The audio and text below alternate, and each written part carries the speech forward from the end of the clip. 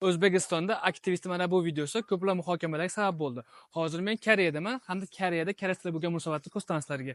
Mana bu yerda Seulda markazi ko'plab chet elliklar keladi. Mana bu brend ko'pchilik biladi, Baskin Robbins, ya'ni dunyo tanigan mashhur morojniy brendi.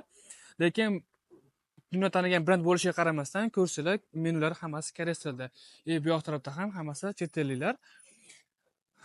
Yana isbot qilib ko'rsataman. Misol uchun bu yoq tarafda ham menyular hammasi koreys tilida.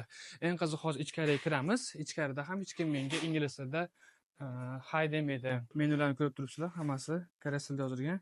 Bitta ham ingliz tilida menyulari yo'q. Lekin bu yoq tarafda agar zakaz qilmoqchi bo'lsanglar, til tanlab, tilni o'zgartirsanglar bo'ladi. Lekin birinchi o'rinda ko'ryapsizlarmi?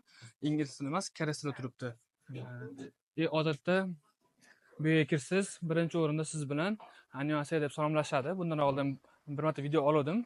Videom zapis bo'lmabdi. Shunga qaytadan kirganim uchun menga hech kim salomlashmadi. Good morning, good afternoon deb inglizcha salomlashmaydi. Hammasi koreys tilida salomlashadi. Koreyscha gapiriladi bu yerda. Turistlar ko'p bo'lishiga qaramasdan. Ajoyib.